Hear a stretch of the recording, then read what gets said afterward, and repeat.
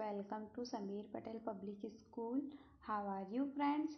Today we see chapter 11 of 9th class Hindi Jagran Geet. Watch the video from start to end. If you like the video then please like and share. आइए हम chapter 11 जागरण गीत को solution कर लेते हैं. ठीक है, पहले हम इसके जीवन रेखा देखेंगे, जीवन परिचय देखेंगे. ठीक है, सोहनलाल द्विवेदी जी का जीवन परिचय देखेंगे. ठीक है, जीवन परिचय. श्री सोहनलाल द्विवेदी का राष्ट्रीय विचारधारा के कवियों में प्रमुख स्थान है. ठीक है, उनका राष्ट्रीय विचारधारा के कवियों में प्रमुख स्थान है.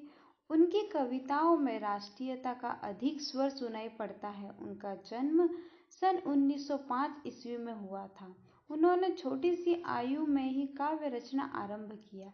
ठीक है, उनका जन्म 1905 में हुआ था, 1905 ईस्वी में हुआ था.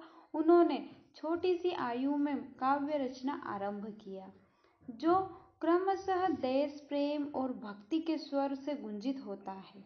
उनकी रचनाओं में राष्ट्रीय विचारधारा का प्रभाव है तो गांधीवादी चिंतन और दृष्टिकोण भी है. ठीक है, उनकी रचनाओं में राष्ट्रीय विचारधारा का प्रभाव है परंतु गांधीवादी चिंतन और दृष्टिकोण भी है. ठीक है, इनकी रचनाएं देखेंगे. सोहनलाल द्विवेदी की रचनाएं देखेंगे. द्विवेदी जी की निम्नलिखित रचनाएं हैं: भैरवी पूजा, गीत सेवाग्राम, दूध बतासा, चेतना, बाल भारती आदि. ठीक है, ये प्रमुख द्विवेदी जी की रचनाएं हैं. ठीक है, भाषा शैली देखेंगे. द्विवेदी जी की भाषा सहज और ऐसे प्रचलित शब्दों की है.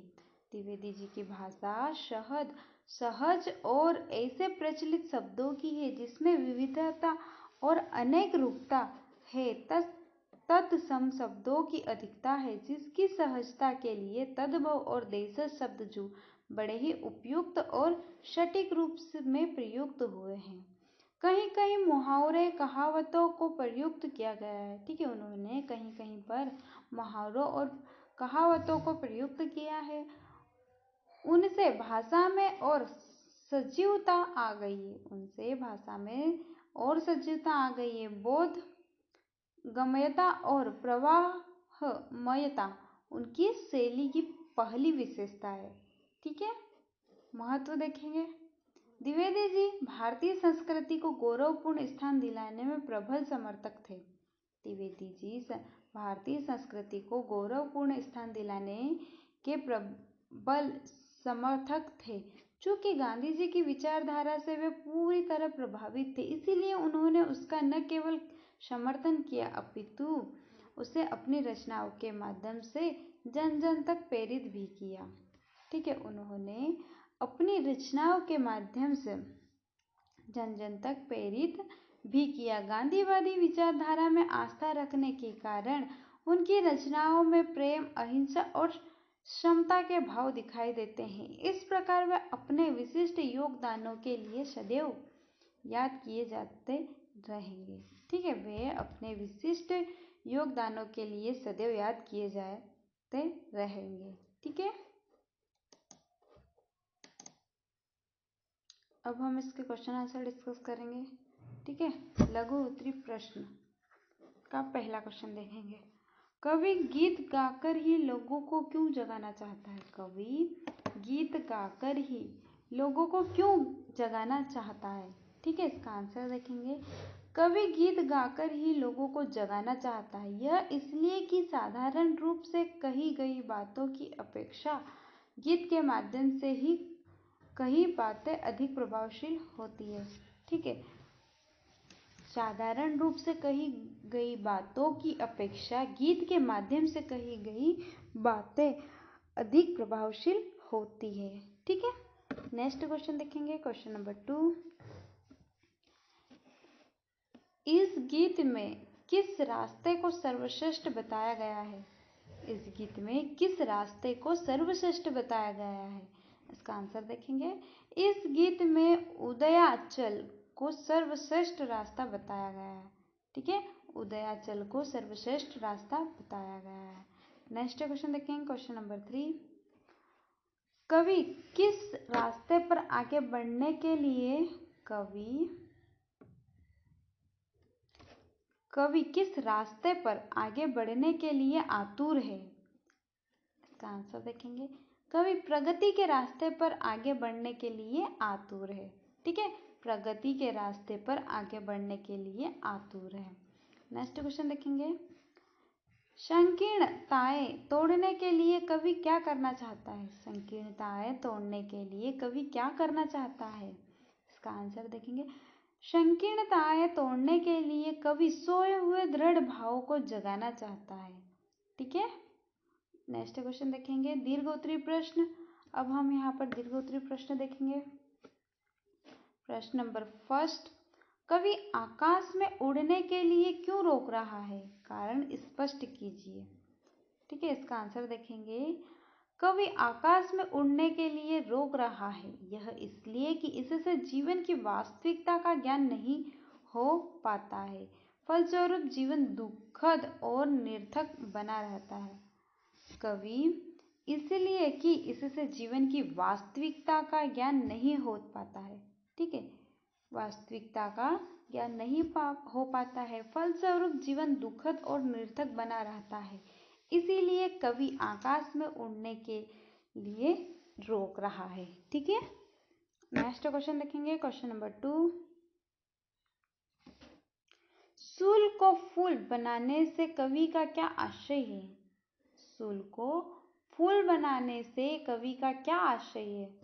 ठीक है, इसका आंसर देखेंगे। सूल को फूल बनाने से कवि का आशय है जीवन में आने वाली कठिनाइयों, रुकावटों और कष्टों को अपनी क्षमता, शक्ति और बुद्धि बल से दूर करके जीवन को हर प्रकार के सुखद और सुंदर बना लेना।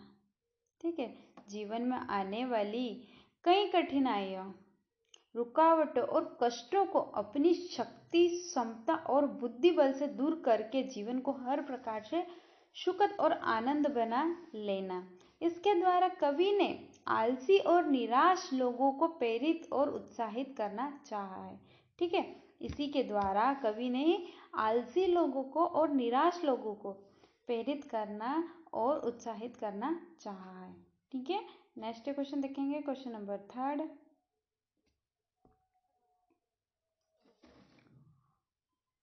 अतल आस्ताचल तुम्हें जाने न दूंगा, अतल आस्ताचल तुम्हें जाने न दूंगा, अरुण उदयाचल सजाने आ रहा हूँ। उपरोक्त पंक्तियों का भावार्थ लिखिए। ठीक है, हमें इन पंक्तियों का भावार्थ लिखना है। आंसर देखेंगे।